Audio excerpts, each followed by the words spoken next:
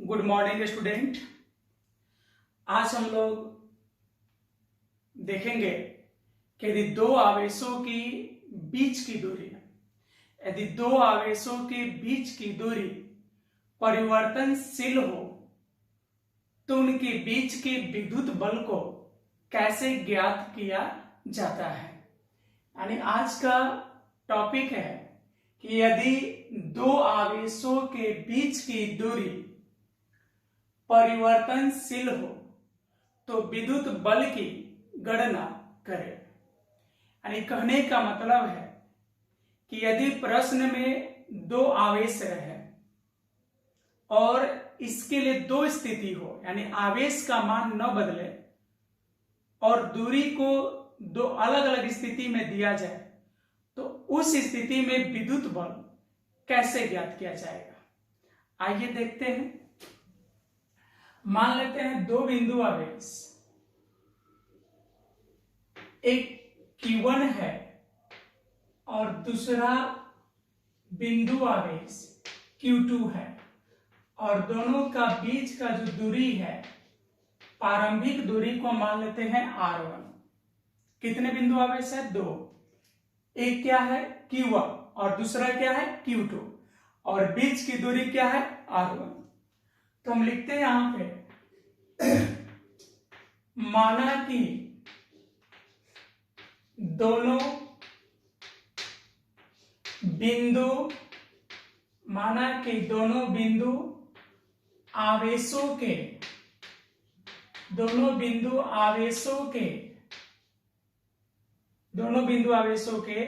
बीच की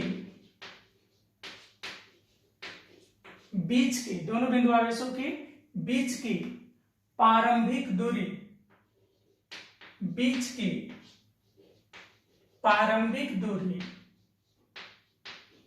कितनी है?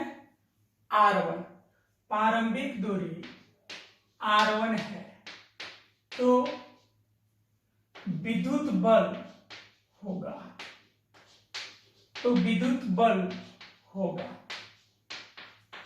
यानी आवेश Q1 और Q2 है और इनके बीच की प्रारंभिक दूरी क्या है? R1 है, तो इनके बीच विद्युत बल होगा। तो विद्युत बल, जब बीच की दूरी R1 है, हम विद्युत बल को F1 मान लेते हैं, और कूलॉम के नियम के अनुसार विद्युत बल का सूत्र होता है 1/4 pi epsilon not Q1 Q2 बटा में R², या मोड Q1 मोड Q2 बटा में R²। तो जो 1/4 पाई एप्सिलॉन नॉट है वह एक नियंतांक है, और उस नियंतांक को हम K मान सकते हैं। तो हम लिख दे रहे हैं F1 इक्वल टू K, और यहां जाएगा mode Q1 into mode Q2, अब बटा में क्या हो जाएगा? बटा में R1² हो जाएगा। इसको ऐसे भी हम लिख सकते हैं F1 R1² is equal to K, और मोड Q1 को Q1 लिख सकते हैं, मोड Q2 को Q2, और इसको लिख रहे हैं समीकरण 1। लिख सकते हैं इतना, ठीक है। अब मान लेते हैं कि दो बिंदु आवेश, एक क्या था? Q1, दूसरी स्थिति ले रहे हैं, और दूसरा आवेश Q2, और यहां पे दोनों बिंदु आवेश के बीच की दूरी क्या माने थे? R1। इस बार बीच की दूरी को बदल दे रहे हैं, और बीच की दूरी को मान लेते हैं कि इस बार क्या है? R2। यानी आवेश वही रह गए Q1 और Q2, लेकिन बीच का दूरी पहले R1 था और अब क्या है? R2 है। तो आप लिख दे रहे हैं और यदि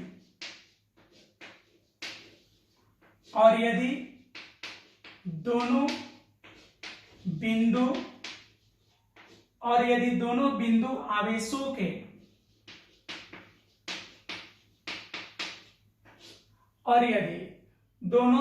आवेशों के बीच की दूरी क्या है? बीच की दूरी क्या है? R2। बीच की दूरी R2 हो, बीच की दूरी क्या हो? R2 हो, तो क्या निकालना हमको? विद्युत बल। तो विद्युत बल होगा तो विद्युत बल होगा। विद्युत बल का क्या सूत्र है? तो यहां जब दूरी r2 होगा तो लिखेंगे F2। क्या लिखेंगे? F2। और F2 बराबर हो जाएगा K mod Q1 into mod Q2, जहां R स्क्वायर है वहां हो जाएगा R2 स्क्वायर। कोई प्रॉब्लम है आपको? नहीं ना? समझ में आ रहा है? चलिए अब इसको हम फिर लिख सकते हैं F2 R2 square is equal to K mod Q1 into mod Q2, और इसको मानते हैं इक्वेशन नंबर 2। अब थोड़ा समीकरण पे ध्यान दीजिए। समीकरण 1 का RHS क्या है? K Q1 Q2, और यहाँ भी मॉड Q1 को Q1 और मॉड Q2 को Q2 लिख सकते हैं। तो यहाँ पे समीकरण 2 में भी क्या हो गया? समीकरण 2 का भी RHS हो गया K मॉड Q1 और मॉड Q2, तो इसको लिखते Q1 Q2। तो दोनों का RHS क्या है? सेम है। तो जब RHS सेम होगा तो LHS भी सेम होगा। तो लिख सकते हैं समीकरण 1 और 2 से। कहां से भाई? समीकरण 1 और 2 से। तो RHS सेम है तो LHS भी क्या होगा? बोलिए, सेम होगा। तो यहां हो जाएगा F1 R1 square is equal to F2 R2 square. और यदि दो आवेशों के बीच की दूरी परिवर्तनशील हो तो इसी सूत्र, इसी व्यंजक द्वारा हम उनके बीच लगने वाले विद्युत बल को ज्ञात करते हैं। ठीक है। अब इसमें F1 क्या है? तो प्रारंभिक स्थिति का बल है, और F2 क्या है? जब दूरी बदल जाएगा उस समय का बल है। R1 प्रारंभिक दूरी है और R2 अंतिम दूरी, या जब दूरी बदल गया तब का। ठीक है। अब इसको क्लियर करने के लिए हम लोग देखेंगे इस पे आधारित क्वेश्चन। तो देखते हैं पहला क्वेश्चन। क्वेश्चन है, प्रश्न है, यदि दो आवेशों के बीच की दूरी 50 सेंटीमीटर है। कितना है? यदि दो आवेशों के बीच की दूरी 50 सेंटीमीटर है तो उनके बीच 40 न्यूटन बल लगता है। कितना विद्युत बल लगता है? 40 न्यूटन। और फिर कह रहा है कि यदि उन आवेशों के बीच की दूरी घटाकर 25 सेंटीमीटर कर दी जाए तो दोनों आवेशों के बीच कितना विद्युत बल लगेगा। यानी पहले कितना दूरी था? 50 सेंटीमीटर, उसको घटा कितना कर दिया गया? 25 सेंटीमीटर। तो पूछ रहा है अब विद्युत बल कितना लगेगा। तो आइए देखते हैं आंसर। क्वेश्चन में अगर आप गौर कीजिए तो क्या कुछ दिया गया है? हाँ, पढ़ के देखो, दिया गया है। क्या दिया गया है? तो प्रारंभिक दूरी दी गई है। प्रारंभिक दूरी को हम क्या मान लेते हैं? R1। R1 कितना है? 50 सेंटीमीटर। ये CGS में है सेंटीमीटर। अगर SI में बदल ले तो कितना हो जाएगा? 50 गुने 10 के पावर -2 मीटर। SI में बदल गया। तो जिस समय दूरी 50 सेंटीमीटर है उस समय कितना बल लगा है? 40 न्यूटन। ये भी SI में है। और अब दूरी क्या है? घटकर 50 ले कितना हो गया? 25 सेंटीमीटर। मतलब 25 गुने 10 के पावर -2 मीटर। और अब पूछ रहा है कि जब दूरी 25 सेंटीमीटर हो गई तो बल कितना लगेगा। तो तय बात है, जब दूरी आवेश सेम रह गया, लेकिन अगर दूरी बदल रहा है तो उनके बीच लगने वाला बल भी बदलेगा, क्योंकि आवेशों के बीच लगने वाला विद्युत बल दूरी के वर्ग के व्युत्क्रमानुपाती होता है, यानी दूरी पर निर्भर करता है। तो इस तरह के क्वेश्चन को बनाने के लिए अभी जस्ट हम लोग पढ़े हैं, कौन सा सूत्र यूज करेंगे? F1 R1 square equal to F2 R2 square, जहां F2 द्वितीय स्थिति में लगने वाला बल था। यानी हम सूत्र को लिख सकते हैं, चूंकि F2 R2 square equal to F1 R1 square लिख सकते हैं। तो हमको मान चाहिए F2 का, तो इसको ऐसे लिख सकते हैं ना, F2 इक्वल टू हो जाएगा ये F1 और यहां है R1 और बटा में कर देंगे R2, और चूंकि दोनों का स्क्वायर है इसलिए यहां लिखेंगे होल स्क्वायर। कोई प्रॉब्लम नहीं होगी आपको। आइए देखते हैं। F2 इक्वल टू F1 का मान कितना है? 40 न्यूटन, बिल्कुल सही है। और R1 का मान कितना है? 50 सेंटीमीटर, ये भी सही है। तो 50 सेंटीमीटर को लिखेंगे 50 गुने 10 के पावर माइनस 2 और R2 को लिखेंगे 25 सेंटीमीटर मतलब 25 गुने 10 के पावर माइनस 2, फिर पूरा का होल स्क्वायर। कुछ कटेगा 10 के पावर माइनस 2, 10 के पावर माइनस 2 और ये 25 दूनी 50 कट जाएंगे तो F2 इक्वल टू हो जाएगा 40 गुने 2 का स्क्वायर। 2 का स्क्वायर सबको पता है क्या होता है 6। अच्छा 8 क्या होता है सिंपल 4। तो ये 40 चुके कितने हो जाएंगे 160 न्यूटन और ये हुआ आपका फाइनल आंसर। बहुत आराम से बन गया क्वेश्चन, समझ में आया? अगर हाँ तो चलिए देखते हैं दूसरा क्वेश्चन। तो क्वेश्चन है दो आवेशों के बीच लगने वाला प्रारंभिक विद्युत बल F है। इसके बाद क्वेश्चन कह रहा है यदि आवेशों के बीच की दूरी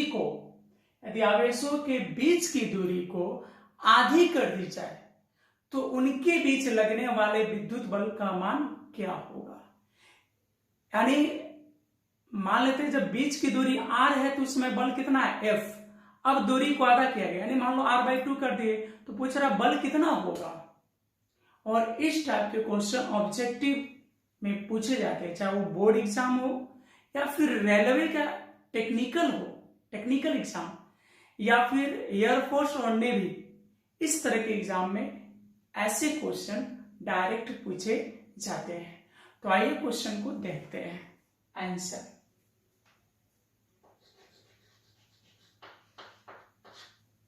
नहीं दिया है शुरू में कितना दूरी है आवेशों के बीच का, नहीं दिया है तो मान लेते हैं माना कि प्रारंभिक दूरी कितना है, प्रारंभिक दूरी, और प्रारंभिक दूरी को तो हम R1 लिखते हैं, R1 को हम R मान लेते हैं, चाहे R1 भी छोड़ सकते हैं। अगर R1 भी छोड़ देंगे तो कोई दिक्कत नहीं होगा, R1 से भी बन जाएगा, लेकिन हम R1 को R मान लेते हैं। और वही अगर प्रारंभिक बल की बात करें, प्रारंभिक बल F1 को हम F मान लेते हैं, F1 को कितना मान लिए F मान लिए। और R2 जो कहा है वो कहा है प्रारंभिक के आधी हो जाती है मतलब R1/2, तो इसको हम लिख सकते हैं R/2। और आपसे पूछा है कि F2 का मान क्या होगा, ये पूछा है तो सूत्र का यूज करते हैं। तो जाएगा चूंकि क्या सूत्र था, जब दो आवेशों के बीच की दूरी बदलती है तो विद्युत बल निकालने के लिए क्या सूत्र था, अभी जस्ट क्वेश्चन किया ना हम लोग, क्या था F1 R1 square equal to F2 R2 square. तो यहां हो जाएगा F2 R2 square is equal to F1 R1 square. तो फिर लिख सकते हैं हम, मेरे को F2 चाहिए तो F2 इज इक्वल टू हो जाएगा F1 R1 अपॉन R2, चूंकि दोनों का स्क्वायर है इसलिए होल स्क्वायर ले लेते हैं। पिछले क्वेश्चन में भी इसी तरह लिए थे ना। अब हो जाएगा F2 इक्वल टू F1 का मान F लेना है, हम बोले थे ना कि F1 की जगह F1 भी रख सकते हो या F, ठीक है। अगर F1 रखेंगे तो F1 के फॉर्म में आएगा, F माने तो F के फॉर्म में आएगा।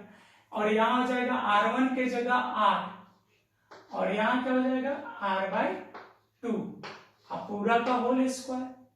तो ये R तो कट जाएगा, ये ऊपर चल जाएगा, तो कितना हो जाएगा F2 इक्वल टू हो जाएगा F, ये ऊपर चल जाएगा मेन बटा का दूसरा टर्म है, ये ऊपर चला जाएगा ना, मेन बटा का दूसरा टर्म ऊपर चला जाता है। तो कितना हो गया F2 equal to, F2 equal to हो गया 4F यानी 4F1 यानी प्रारंभिक बल के कितना गुना हो जाएगा 4 गुना हो जाएगा। कोई डाउट है? आइए इसी तरह के एक क्वेश्चन परसेंटेज वाला देखते हैं, ठीक है। तो तीसरा क्वेश्चन हम लोग देखते हैं। तो तीसरा क्वेश्चन है, ध्यान दीजिएगा अच्छे से, दो आवेशों के बीच लगने वाले प्रारंभिक विद्युत बल 100 न्यूटन है। क्या है तीसरा क्वेश्चन, दो आवेशों के बीच लगने वाले प्रारंभिक विद्युत बल का मान कितना है? 100 न्यूटन। अब कह रहा है कि यदि प्रारंभिक दूरी को 50% बढ़ा दी जाए तो आवेशों के बीच लगने वाले विद्युत बल क्या होगा?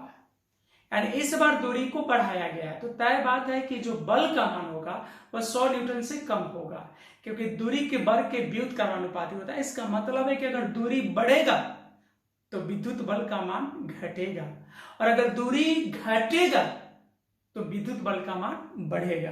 तो आइए देखते हैं आंसर।